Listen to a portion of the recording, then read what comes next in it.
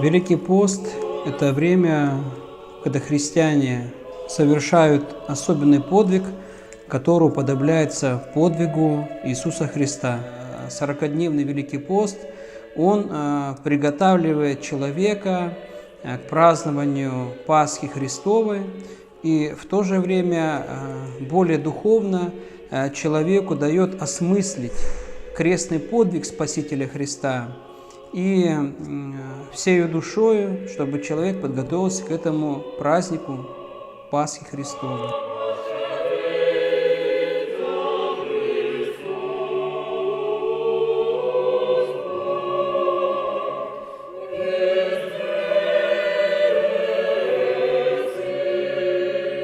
Пост – это совокупность добродетелей человека. Пост без молитвы – это есть диета. И пост без дел милосердия есть диета. И пост без покаяния – это тоже пост неполноценный. И церковь для более глубокого, осмысленного понятия нашего грехопадения предлагает чтение великого покаянного канона Андрея Критского, чтобы настроить верующих людей на покаянные чувства, оплакать свои грехи. Потому что на самом деле цель поста не только воздержаться в пище, но еще совершить духовный подвиг.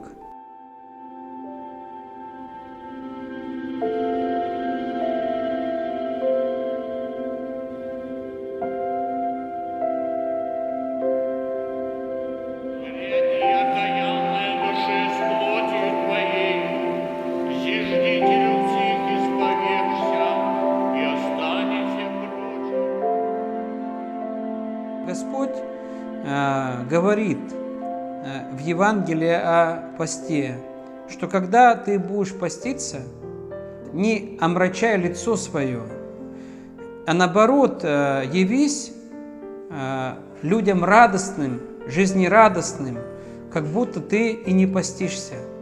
То есть пост не должен человека, понимаете, делать каким-то мрачным, расстроенным, опечаленным. Пост должен быть в радость. Ведь действительно, когда человек постится, он духовно торжествует. Потому что во время поста дух возвышается над телом. Святые отцы говорят нам о том, что вначале пост кажется мрачным, вначале он кажется тяжелым, но когда человек вступает уже в пост, то в дальнейшем он начинает понимать уже добрые и благие плоды этого поста.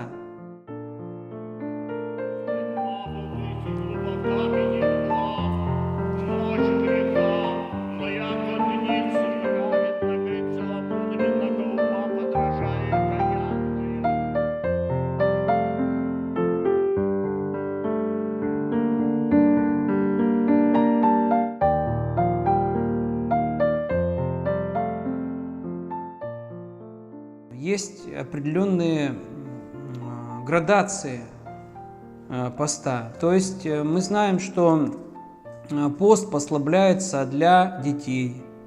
Дети не постятся. Пост для детей может быть в том, чтобы детей сводить в храм. Например, или как в Республиканском музее открыта православная выставка. Так вот, детей можно, эта выставка открыта будет до мая у нас. Детей можно сводить на православную выставку, как развлечение, показать действительно на этой выставке предметы церковного обихода, церковной традиции.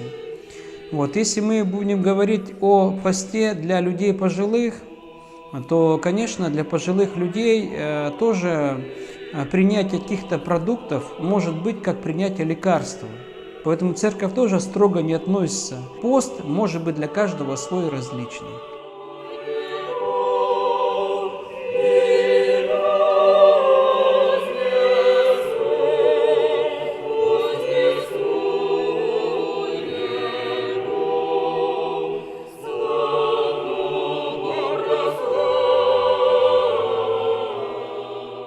Есть тоже такая проблема, как пост в семье.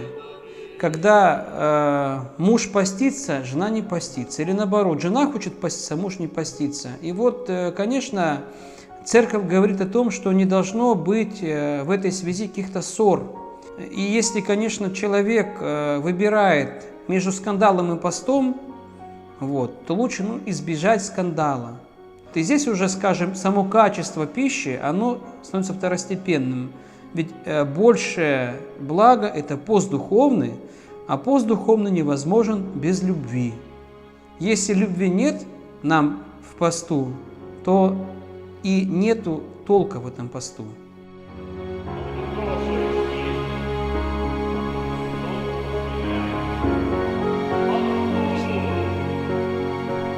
какого дня, с какого момента к нам не даем решить? Вот это вот чудо. Совесть нас останавливает.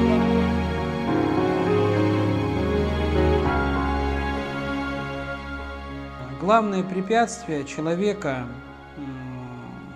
в отношениях между человеком и Богом – это, конечно, нежелание самого человека. И мы знаем, что Господь каждого человека ждет. Каждому человеку Господь стучится в его сердце. И когда человек делает шаг навстречу к Богу, то этого человека Господь приветствует. Церковь в дни Великого Поста особенно обращает внимание и зовет всех верующих людей очистить свою душу покаянием. И для этого, конечно, не только в дни Великого Поста, а всегда в любом храме есть таинство исповеди. Любой человек может всегда, придя в воскресный день с утра в храм, в любое воскресенье, подойти к священнику на исповедь, примириться с Богом. Любой человек может всегда в среду и пятницу совершить посильный пост, вспоминание крестных страданий Христовых. Каждый человек должен в этот Великий пост сделать какое-то духовное делание. И я думаю, что хотя бы малое духовное делание, хотя бы малый духовный пост, хотя бы в своей жизни добавить какие-то молитвы, чтение молитв, чтение Слова Божьего, чтение Евангелия. И действительно такой человек будет праздновать праздник Пасхи действительно с радостным чувством. То есть для человека, который хотя бы немного потрудится ради Христа, для этого человека откроется и действительно ответ Бога. Мы делаем Богу первый шаг, и ответ обязательно мы от Бога услышим.